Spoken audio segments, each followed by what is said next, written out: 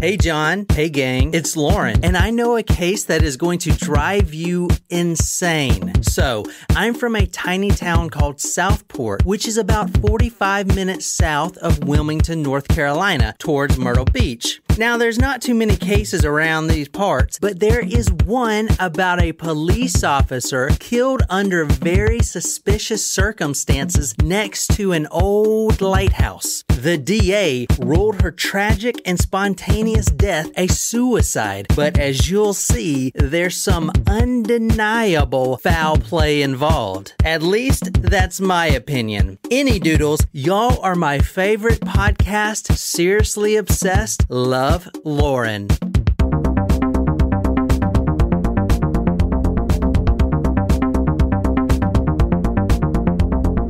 Hey, you cool cats and kittens.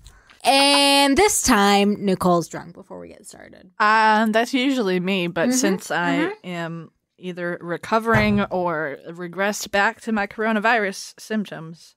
Tonight, we're doing a special request for Lauren. Hey, Lauren. Hey, Lauren. She came and saw us at our show. That's right. Oh, my gosh. Remember the days when we used to hang out with people at, like, shows? I can't wait to do that again. All right, so tonight's episode is for you. Surprise shots, surprise shots. We don't know what they are because they're a surprise. That was me on the bongos with accompanying solo by Nicole. Pecan liquor. All right, tonight's story is for you, Lauren. It is a murder or suicide, and we can all decide which one it is here in a little bit. And I have my opinion on the case, and everyone else in the world probably differs with me. Good. I like those stories. Oh, I'm not sure if they differ with me on this. I don't know. I don't know what anyone else thinks. I'd like to know what you guys think. All I did was research through newspapers and online sources. I didn't look at anyone else's opinion. Tonight we're going to Bald Head Island. It's in Brunswick County, North Carolina. It's by the Cape Fear River. Now, golf carts are the only thing allowed on the island. Cars are completely forbidden. You want to guess the population of that place, this island? I think it'd have to be less than, like, 300 people. The population is 158 people. Wow. A very interesting thing about this island is there was 2 movies actually filmed here. Weekend at Bernie's was completely filmed on this island. I've never seen Weekend at Bernie's. Me either. It's supposed to be like a cult classic, right? They have multiple, don't they? And also The Butcher's Wife, a lot of that was filmed here. I haven't seen that one either. But Bald Head Island is notorious for the Old Baldy Lighthouse. And this thing is incredible looking. Prettier than the Sullivan's Island one. It's built with red bricks, but the sides of the lighthouse are covered with sand and lime, which makes it kind of look like concrete. Yeah, it does. Bald Head Island used to be a very popular hideout for pirates. A lot of the tours that go there now, people just want to see where Blackbeard hung out. So that's like Bald Head Island in a nutshell. It's very, very small. There's no like bridges onto the island. You have to get there through a ferry or your own private boat, which is going to make this story very intriguing because for a killer to get on the island, he would have to take his own boat or a ferry. Keep that in mind. This is a dispatch call that came in from Officer Davina Buff Jones. 426. 10-4, show me out with 3. Okay, it says 10-4, show me out with 3. Stand by, please. Stand by, please. I do have a gun. Now she's talking to somebody. She says, quote, there ain't no reason to have a gun here on Bald Head Island, okay? You're on Bald Head Island, okay? Come on, do me a favor. Come on, do us a favor and put down and then it cuts off, and then... Come on, do me a favor. Put down. She's murdered, from what we know. Davina or the other? Davina, the officer, the police officer is murdered. Oh. So here's how this I assumed it was the person that was holding the gun. I'm sorry. So here's how it works with this island. The town provides employees, which includes police, paramedics, and everything. Now, there's only 2 people at a time on this island as far as police. Wow. And they do shifts. I mean, it's only 158 people, so, and they do shifts there. And this was her job. She's actually been there for 10 months. I'm going to get to that in a second. If you want to read this is from the Asheville Citizens-Times, Friday, October 29th, 1999. Officer death clues remain elusive. Investigators say they don't yet know who killed police officer on this small exclusive island, where some suspect the death was the suicide. Officer Davina Buff Jones, 33, was shot once in the back of the head last Friday night near the Old Baldy Lighthouse on the island at the mouth of the Cape Fear River. This is from her partner, her police partner, calling back to the dispatch asking for immediate rescue service. And said 1012, and then her radio keyed up, and I could hear her advising someone to put the gun down. There was no guns allowed on Bald Head Island, although I can't make contact back with her. 4205, you're advising you need rescue? I can pick rescue here now. 10-4, there and now. Let me run through the events of what happened with this murder. Okay, so Officer Keith Kane gets to her location about an hour after this incident happened. As soon as he hears the call, he gets into his SUV and he drives down there. And this is a very, very small island. So, I mean, if you think of the islands around here, they're huge compared to this. Yeah.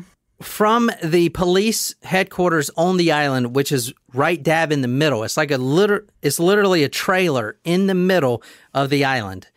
He gets down there to the Old Baldy Lighthouse. He sees Davina's police truck. The parking lights are still on. The engine is still running. This is at the west end of a little alley. Okay, is backed into a dead end and is dead of night. Because if you think about 158 people, here, and it's October, it's almost Halloween, a lot of the people that have homes there, they're their summer homes. So a lot of people have already left. So it's literally pitch black. The truck was backed into this dead end alley. Nobody out there in sight. Pitch black on this island. Her flashlight was sitting on her truck seat, even though the responding officer claims that she had never, ever got out of her truck without the flashlight. Because number one, there's no house lights or street lights or anything. It's pitch black dark. Why would she be out walking around? I mean, there's gators out there. Question. So you know how you said that there was 158 people or something like that? Is that peak season? 158 people live there. That's the population. The population of people that live there. Probably a lot less at this point in time. There's a lot of tourists that come in throughout the summer and do these tours, but there's 158 houses on this island. Got it. Or less. Population 158. Got 80%, or maybe it's 90, I can't even remember the number. It's 80 or 90% of this island is undeveloped. And they keep it that way for a reason. Right. So there's probably, I mean, when you think about October 29th, you're getting into the winter. So if there's 158 people on that census that probably live there during the summer, it's kind of like, Martha's Vineyard, Nantucket, other island areas, or Sullivan's Island, Isle of Palms. This is way richer than those people. Because you have a very exclusive island. But so I'm saying, these houses are... There's probably half the number of people actually there at this point in time. Detectives later found blood smeared on the tailgate of her truck, which I'll get to in a minute.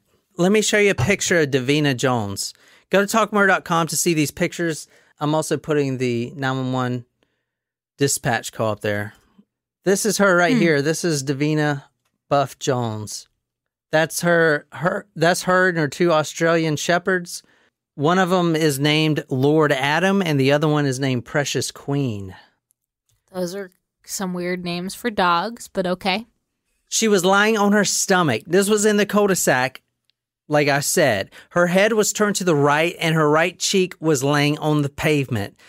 The Glock 40 the police-issued Glock 40 that she used was underneath her right hand. She had no cuts, no scrapes, no defensive wounds, and no bruises whatsoever.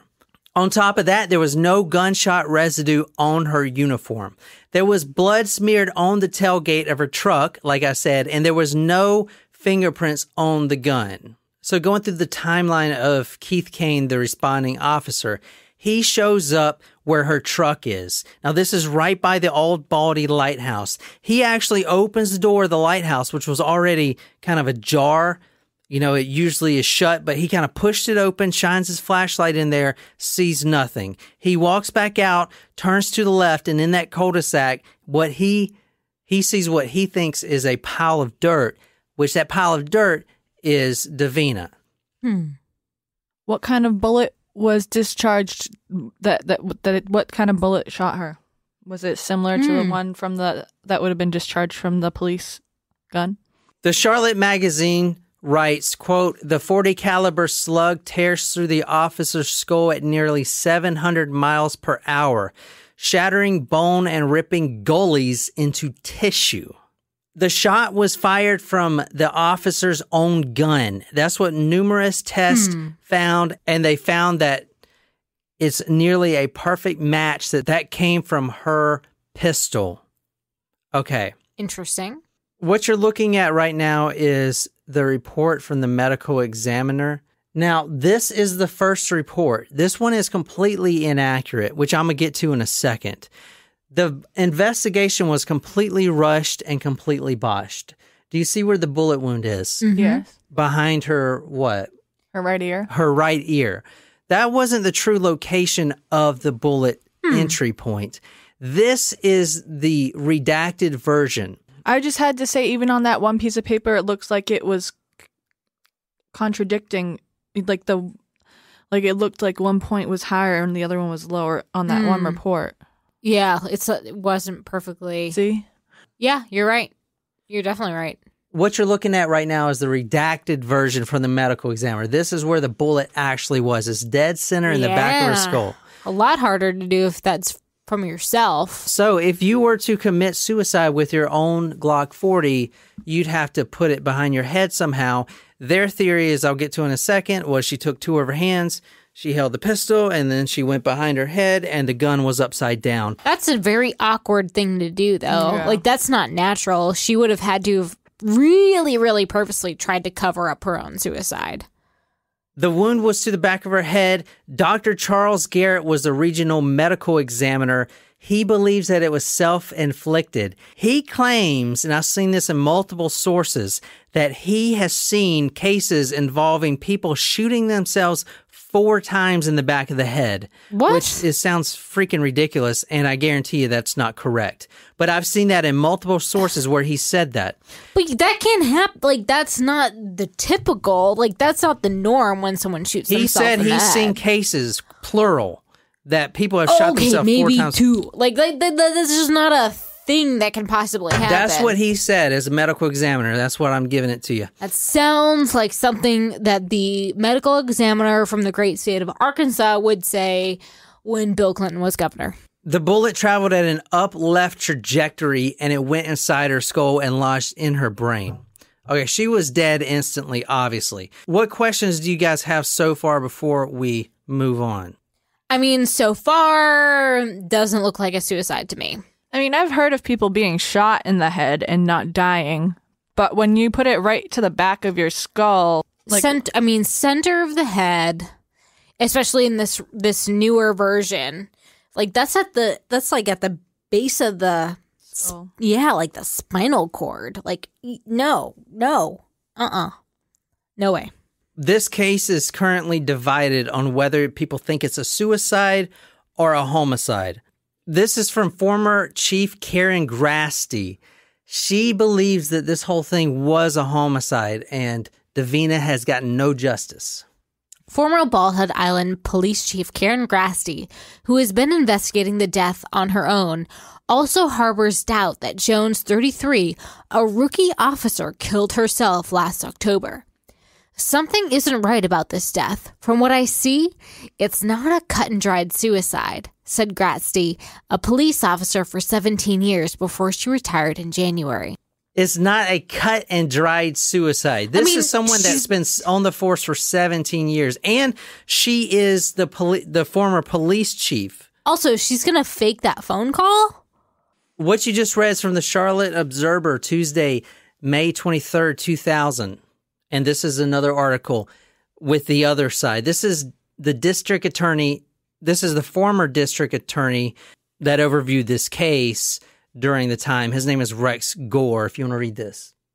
Brunswick County District Attorney Rex Gore announced in December that his investigation concluded Jones shot herself. Last week, he said that he hasn't changed his mind. It's pretty clear that it's a suicide, he said. Is it, though? Is it? I mean, I think it's strange that someone would fake such a phone call like that, or like a radio, in the position of the skull. Like, if you're going to shoot yourself in the head, to then have to put both hands behind your back to shoot yourself dead center, that's a lot to try to actively cover up your own suicide. That's true, but maybe it wasn't. And I'm not saying either, because I need to hear a little bit more detail about what's going on. But maybe it wasn't about like trying to cover it up. It could have been about because the access point at the base of your skull. Like, I'll never forget, there's this movie out there, and I think Tom Cruise is in it, but that doesn't really matter what the movie is. But John thinks Tom Cruise is the best actor of all time. But the assassin would like kill people with an ice pick in that exact location because it was an instant death that was painless to them. Obviously, I feel like if you shoot yourself in the head, you're gonna die instantly, barring any other issue. But if you do botch it, that's supposed to be like a painless. This is leading up to the murder. This is the same day.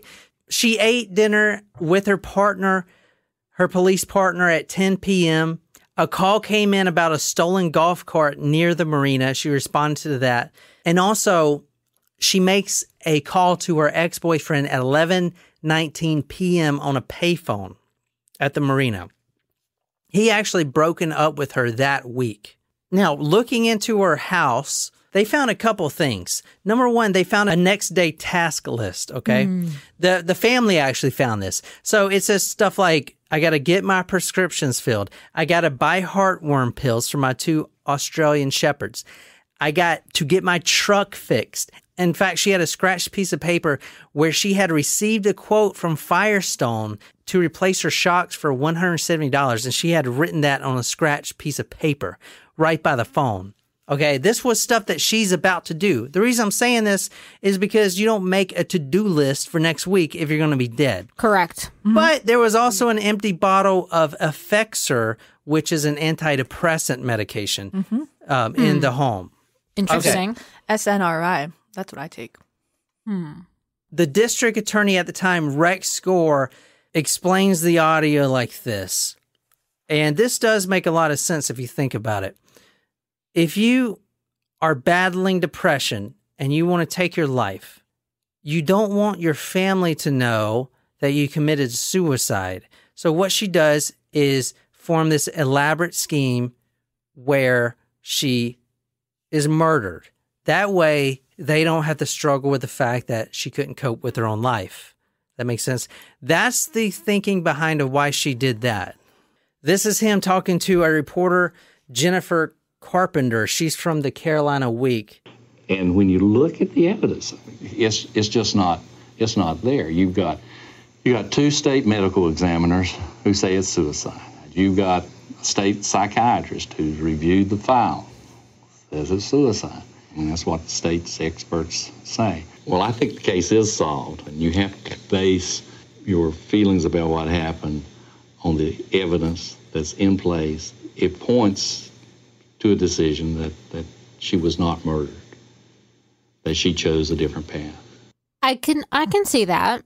I can. Absolutely. But I have never heard of a suicide where someone's gone through those great of lengths to make it not seem like a suicide. This is from the Charlotte Observer, Tuesday, May 23rd, 2000. This talks about the dispatch call that you guys heard earlier. They analyzed the sound and found no other voices present on the transmission.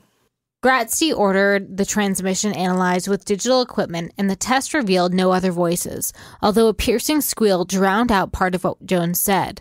Grassi believed the original tape should have been analyzed, but Gore said there was no indication anything further could have been learned from such an analysis. Let me tell you about Davina right quick, and maybe this will help clear up some things for you.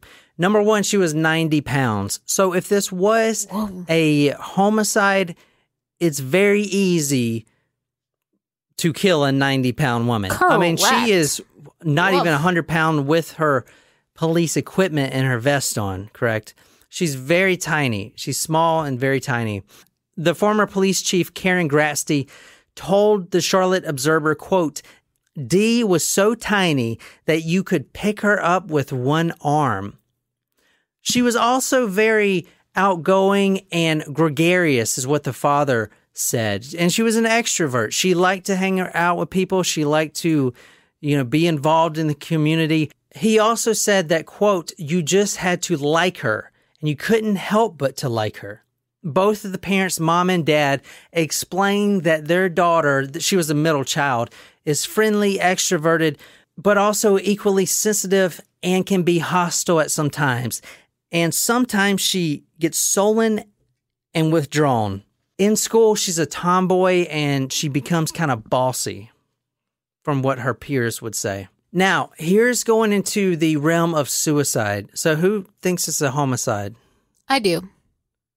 I don't not think it's a suicide. She has a pretty long history of suicidal ideation. In 8th grade, her sister walks in. She has a belt looped around her neck. Ooh. And she's sitting on the bed. Now, she's not trying to hang herself at that moment because there's nothing to hang herself with, but it's almost like she's contemplating it. And she's in 8th grade this time. That was the first real shocker for the sister and the family.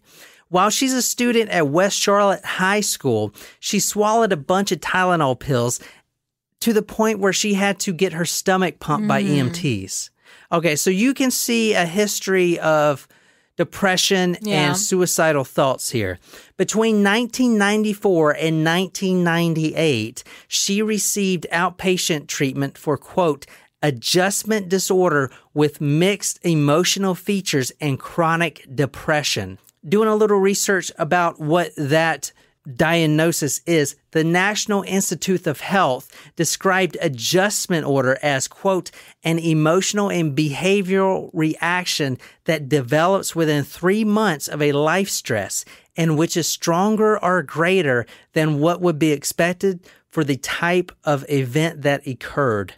Okay, so she is going through a lot. And this was 1998. Remember, she died in 1999. Yeah. And what happened right before she died? Do you remember? Broke up.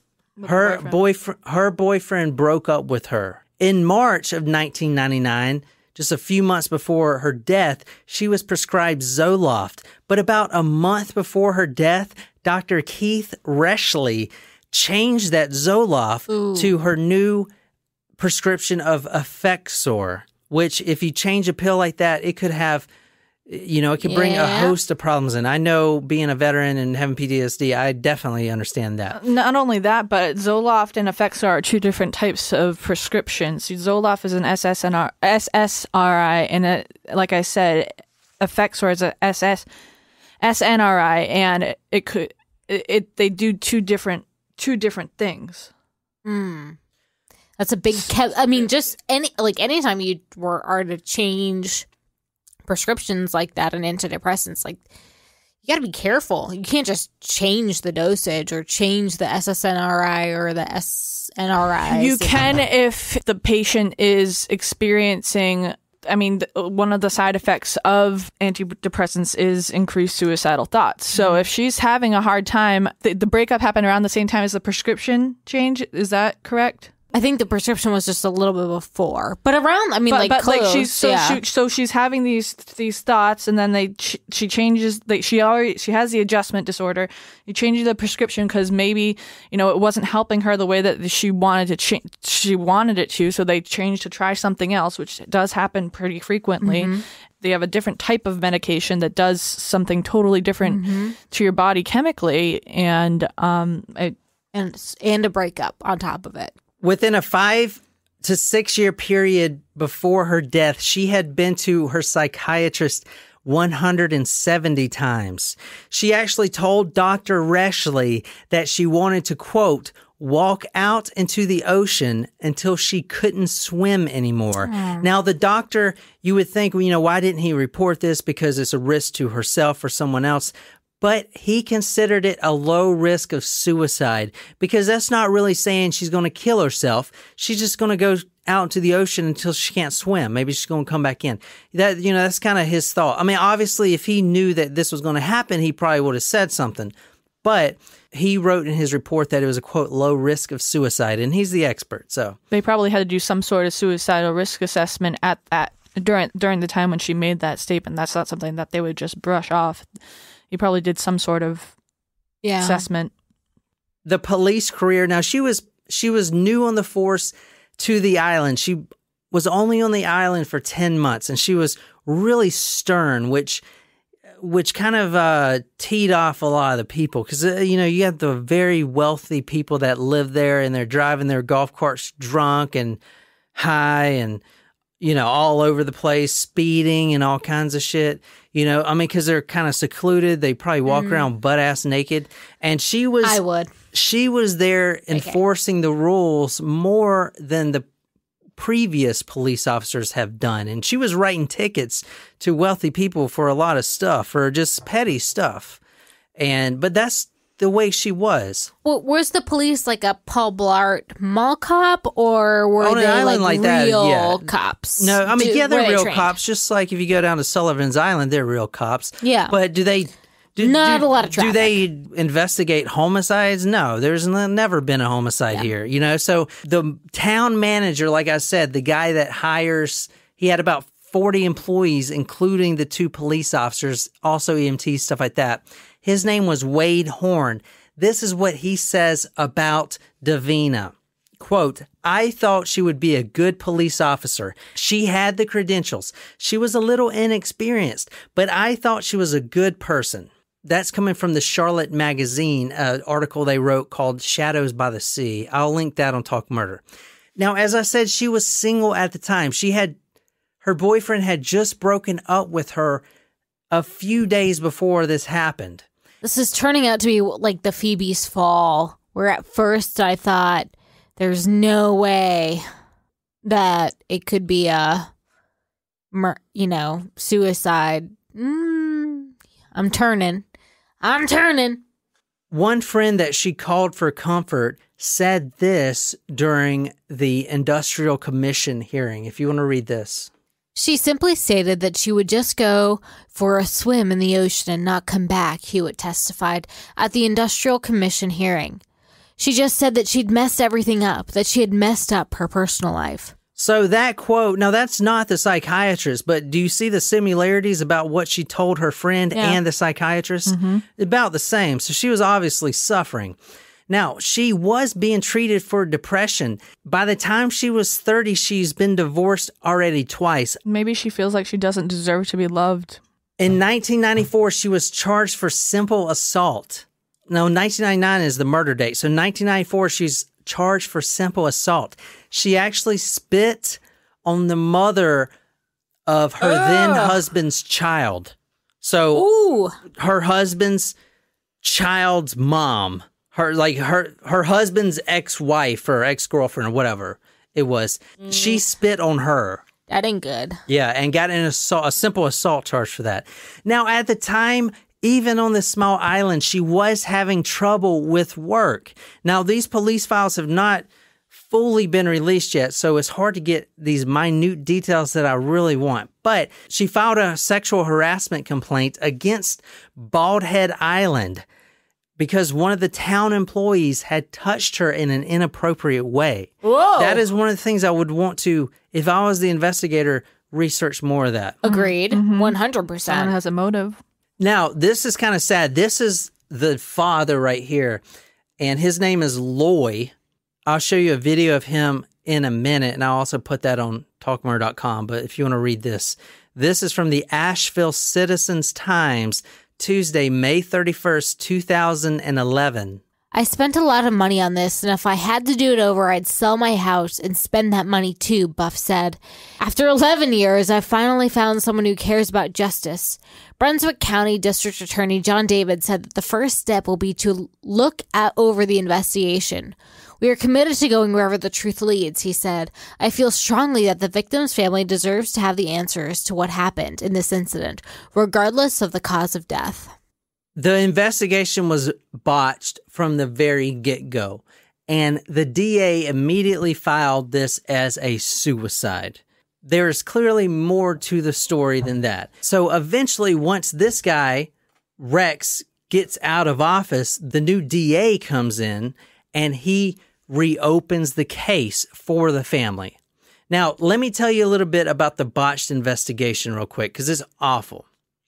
This happened on a Friday night. Remember, it was 11:39 or whatever on a Friday night. In fact, you can see the police report where it says the timeline. I'll put this on Talk Murder, but last known to be alive, 11:39 p.m.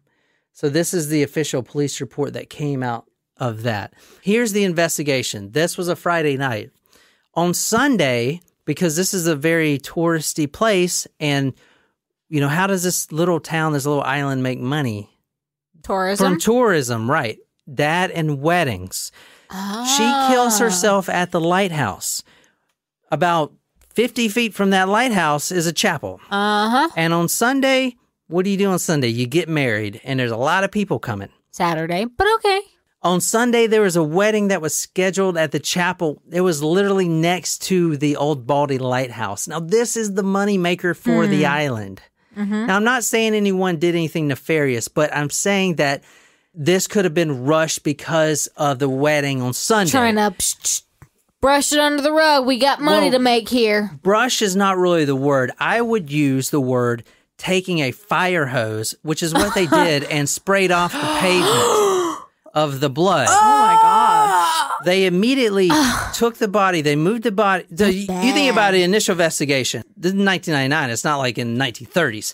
You go up to a body, you know, and if you're a detective or a crime scene investigator. There's, you know, DNA at this time. I know I said that island police don't have homicide experience, but when a fellow officer kills himself, both the FBI and the state police get involved, who do this a lot. Homicide cases all the time. They are the ones that handle this. So they moved the body from where it was. They trampled all over the evidence. And right after that, literally the same night, they took a fire hose and they washed off all the blood on the asphalt. And the reason is because there was a wedding the following Sunday, which was almost 24 hours. And you can't do a wedding with 100 people with blood on the asphalt. I get it. That was really screwed up. I'm just saying, that was really awful. Yeah, that ain't good. I read a report that some of the town folk were relieved, if you will, that it was a suicide. Because what is a murderer running around a small island do to your property values? Tanks it. It tanks it. That is why the regional medical examiner probably said that the suicide was highly possible. You know, because they have a lot at stake here. They have the economy of the entire island. Not only would it decrease the property value, it would also like bring fear among the residents and tourists. Yep. If there's a murderer at large, it would totally crush the economy, even if it is in October, you know? Oh, yeah, because, I mean, that sort of thing is going to linger. The Industrial Commission report, now these are things, they did 2 reports that came out. This is after the case was reopened, because the family, the mom and dad, they were really adamant. The father, I'm telling you right now, hated the former district attorney. In fact, here is a quote from how much he did not like him. This is him talking to a reporter, Jennifer Carpenter. She's from the Carolina Week. I'll die telling him that he is a coward. Because the former district attorney came out immediately, said it was a suicide, closed case, everything else. In fact, Gore said, quote, I am satisfied that Miss Jones was killed by her own gun and by her own hand. He lists in his report no credible suspects, even though there were, as we later found out. A bullet from her own gun, which is true. The path of the bullet combined with a, quote, hard contact gunshot wound were both consistent with suicide. This may not be a big issue. It wasn't for the family because they said it multiple times. But if an officer on duty gets killed or dies in action somehow, the family does get entitlements, pay, stuff like that.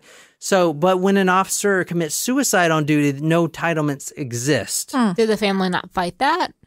They did fight that, but they weren't fighting for the entitlements. So they could care less about the money. So they want to bring justice to their daughter.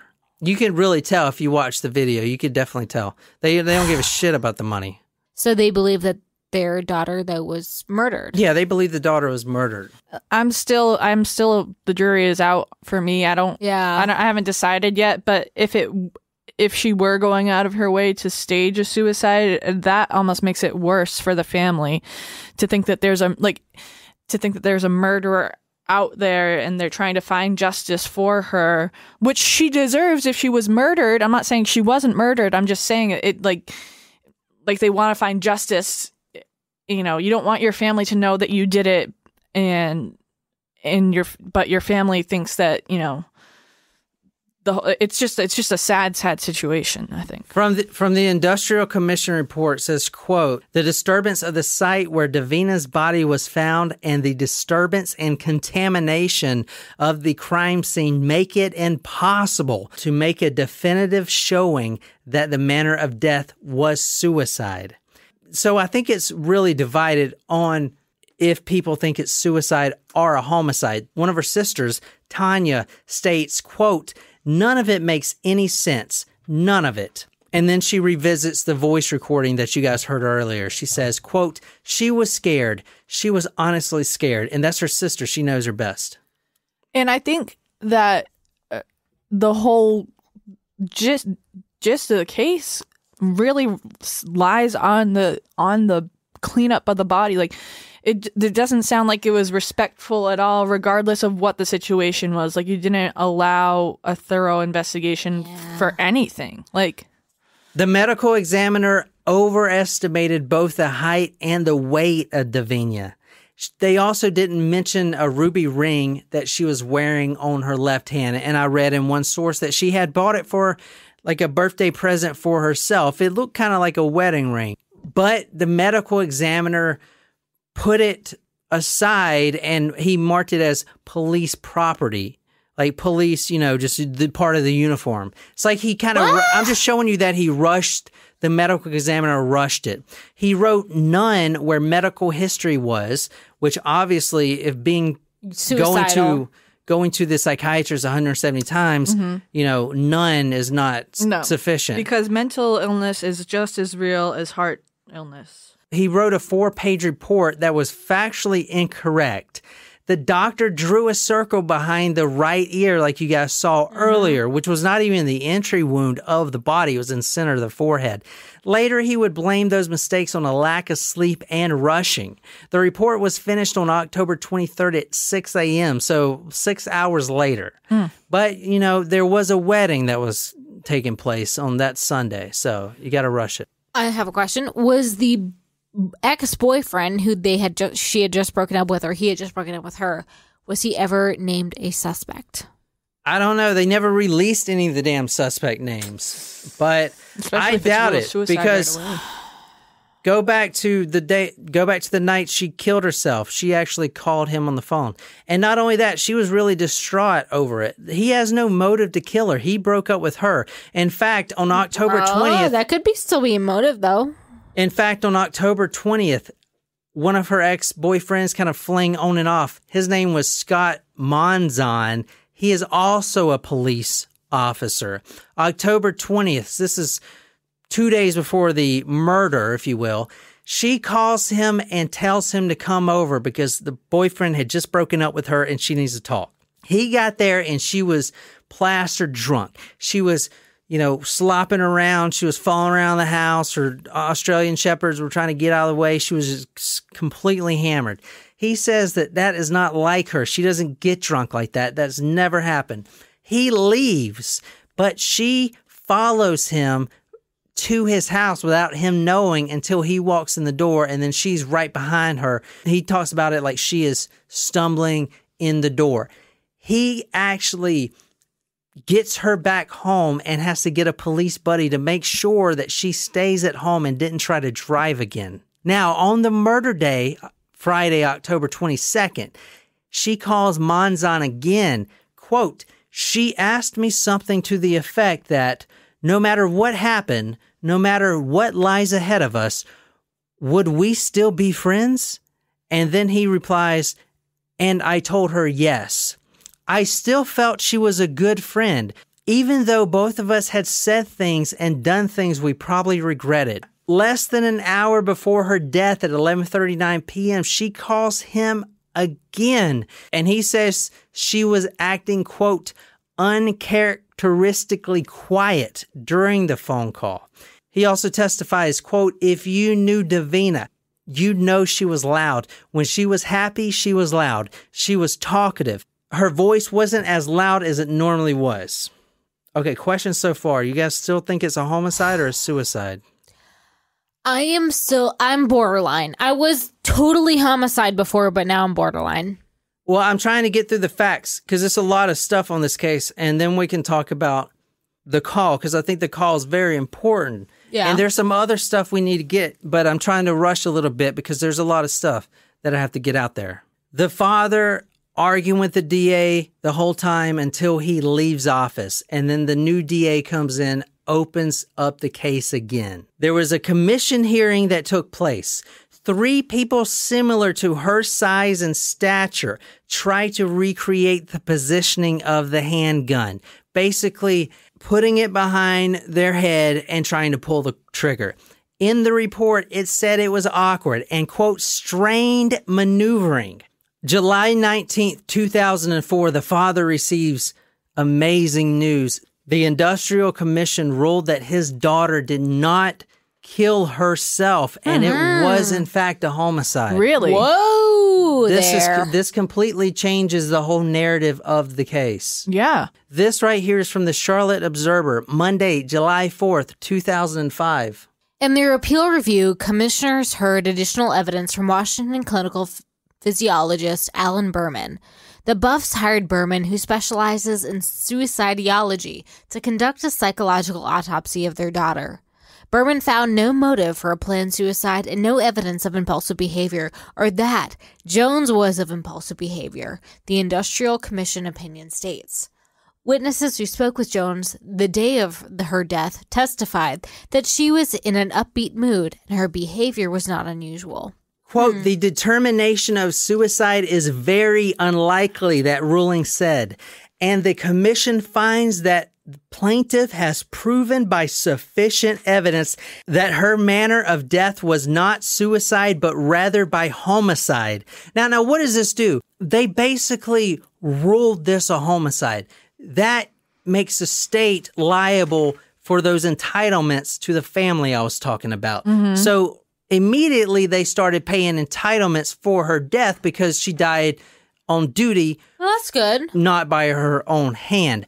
But, and this is fucked up. Sounds like something the DA would do. The state appeals the decision. Of course they did. It's awful. I don't even want to know who decided to do that. But another industrial commission of new people, new judges came into play. And in 2006, they also ruled this a homicide. So they penalized the state basically and made them double its previous award, upping the amount to $50,000. And the Department of Justice awarded the Buff family an additional $147,000. And they said in the report, quote, "Despite the extensive investigation effort, there were some prime suspect leads which appear not to have been pursued in the SBI-led investigation." That report focused in on some major questions with the botched investigations, like the lack of fingerprints on the gun, the absence of a suicide note, and the report states that this lends credence or support to a homicide theory, or at least help raise significant doubt about a self-inflicted, elaborately planned death. I'm struggling with this one way more than the Phoebe's Fall Tell one. me where you're at right now. Because now is the turning point, and I need to know where you're at right now. I'm honestly like half and half. And before, like, when it came to the Phoebe's Fall one, at first I was into murder, and then I was like, nope, 100% suicide. This time, even with her history, I'm still like 50-50. And that's because we haven't really talked about the ex-boyfriend. And maybe the ex-boyfriend didn't do it. Number one, you got to understand. I don't know. You got to understand this. To get on the island is a pain in the dick. You can't just drive on that bitch. But you that have to doesn't take mean a ferry. That doesn't mean that there's no one on the island that can murder her. I understand that, but I'm pretty sure the ex-boyfriend was disqualified. He had an alibi or something. I don't know, because they haven't released the documents. But I do want to go over this right quick. This tells you how much of a piece of shit that former DA was. Rex Gore actually pleaded guilty in August of 2013 when he left office, and then the new DA, John David, he actually brought up the investigation again. Mm-hmm. This guy, the former DA, he pleads guilty to allegations that he conspired with the assistant DA in fraudulent travel reimbursement schemes. He got 18 months probation. So this kind of tells you what type of guy was working on this homicide case. This right here is from ABC Eyewitness News 11. Attorney's been arrested on fraud charges. This is the same DA who was the subject of a recent I-Team investigation. He's been accused of covering up the death of a police officer on Bald Head Island, ruling her death was a suicide, despite the fact that she was shot in the back of the head, and despite state and federal judges ruling it was a homicide. I-Team reporter Kelly O'Hara in Brunswick County to show us why that DA has been indicted. A former district attorney here in Brunswick County has been indicted on a conspiracy charge. And one family says they are not surprised, and they've been accusing him of the cover-up of their daughter's murder. I hope they put him in jail. That's the father. He should be there a long time for what he's done. Lloyd Buff says he's been waiting for justice for too long. Justice for his daughter and against the former DA. He did a lot of bad things as a DA. The new DA, as I said, John David, he actually conducted 8 separate reviews of the death, all confirming homicide. Okay, that's big, because a lot of judges and a lot of people with, way more experience than us podcasters have said it was a homicide. Keep that in mind. What's the motive for a homicide? And it wouldn't be the boyfriend. Think about what other case would be like this, a cover-up, something like this. Not in this state, but maybe kind of a Bill Clinton-ish state. Drugs. There you go. 1 week before her death, she tells... say Carol Baskins. Fuck you, Carol Baskins. 1 week before her death, she tells her father that she would be investigating drug trafficking on the island. She wanted to go undercover, and a lot of her friends warned her not to. This is from the guy Monzon, the police guy that, she went to his house and stuff. Quote, she told me several months before she was killed, she got information they were making big drug deals down by the lighthouse, which is exactly where she was murdered. Monzon tells it to a private investigator in 2000. Quote, not quarter bags, kilos, big suitcases of money were being transferred. A few months before the murder, the DA actually calls the Bald Head police and asks for surveillance help for a large package of cocaine that was found on the island. They were basically wanting to survey, see who picks it up. Now, was it Sonia Ferret? She also took all the drugs. That's what I'm saying. She was coming to pick it up. This is 10 years before. I'm just going back a little bit. A vacationer on early morning. This is in 1988 in August. He was jogging around. I love them sea turtles. I like that little, what is it, a crow or a dove? Or that's a crane. Whatever the fuck. I'm just jogging. Ain't coronavirus out here. He's running through the tall grass, and off the side, kind of in a marshy area, was a pillowcase. And for some fucking reason, he decides to pick it up, which is great for him because it had 8 kilos of cocaine in it. It's worth $3 million. Whoa! So now he's rich. I'm just kidding. He turned it in. Unless you, as long as you can sell it. Remember that So one he's documentary still probably on fucking Netflix? snorting coke. That one thing on Netflix was amazing. Did you ever watch that one, Jen? Cocaine Island, I think it was what it was called. Oh my God, so good. All right, there's one other avenue that I need to go down real quick before we talk about this. Is it Electric Avenue? This is from the Charlotte Observer, Monday, July 4th, 2005. It says, also, new evidence in the case surfaced last year, Lloyd Buff said, the father. He was contacted by a Fayetteville man who said that on October 22nd, he was on Bald Head Island near the lighthouse. The man said he heard a loud boom and saw 3 men in a golf cart without the lights on, leaving the area, according to a notarized statement taken last August by the father. The father believes the men in the golf cart are the same men who came over to the island on the ferry with Jones. All 3 Hispanic men are illegal aliens with lengthy criminal records, he said. Now, these suspects were ruled out, apparently. How? I don't know. And if they were ruled out, they're illegal immigrants. What happened to them? Did you know what I'm saying? They went away. No, I doubt that. They didn't do a thorough investigation on this case at all. This case needs to be relooked at, in my opinion. Anyway, what I forgot to mention earlier is her on the way over to the island on the ferry, she actually told 3 men to pour out their alcohol.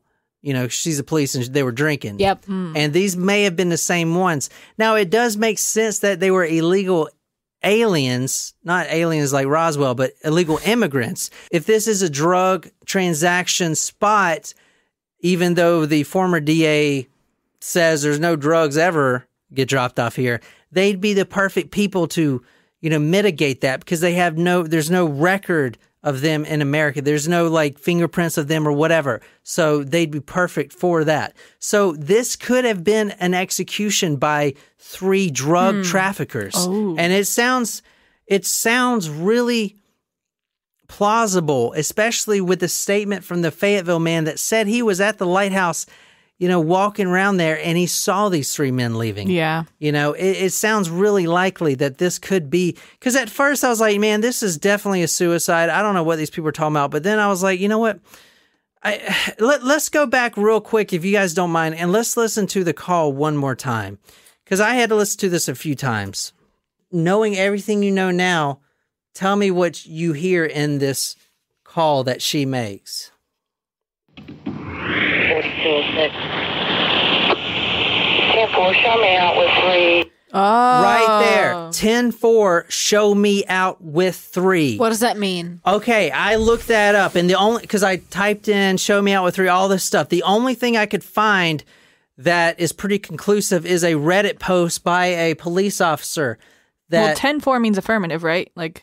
Yeah. Okay. Yeah. But I'm talking about the show me out with 3. So, questions, this is from Reddit, Protect and Serve. Questions about how police respond to a call. This guy, now he's unverified. I don't know who this is, but I was trying to look up why someone would say show me out. Those 3 words, show me out, because I wanted to link that with the 3 people. I can't speak for all agencies, but at my department, we get dispatched to a call and all we say is 10-4, show me, en route, show me, show me, those 2 words. So she goes, show me out. With 3 people. 3 people. 3 people. Yep. Exactly. It makes sense now that those 3 people were spotted leaving on the golf cart. That really does make sense with all this case. Yeah. That is the reason I really do think this may be a homicide. Yeah. Even though the whole suicidal ideation and the pills and everything she's taking really flip it around. I don't know. It's crazy. Anyway, let's do it. Stand by, please. And he doesn't have a gun here on Bald Head Island, okay? to fake this. Why would she fake this? The only possible motive for her to fake this is to give her family some sort of closure about how she died. Or financial. If she would have thought about it, which I'm pretty sure she did, then she would have came to the conclusion that not knowing who killed her would stress the family out even more than her killing herself. You know what I'm saying? Because if you fake it, they're going to be looking for a killer. And when they can't find one, the father's going to be stressed out. And plus, it doesn't, to come up with this is really elaborate, you know? Yeah. There's other ways to her to kill herself. She literally could have walked out into the ocean, like she said, and it would have been a drowning. To do this is kind of ridiculous. Is her depression a coincidence in this story? But here's the thing. Let's go back. And I you guys didn't catch this earlier, but I said there was blood on her tailgate of the truck. Yeah. I was hoping you guys caught that. How did that get there? That was actually from the officer that responded to the call. He checked her pulse and everything else, and then kind of rested his hand on the tailgate to make his dispatch call. But all we have is this transmission right here, and then you hear it go out.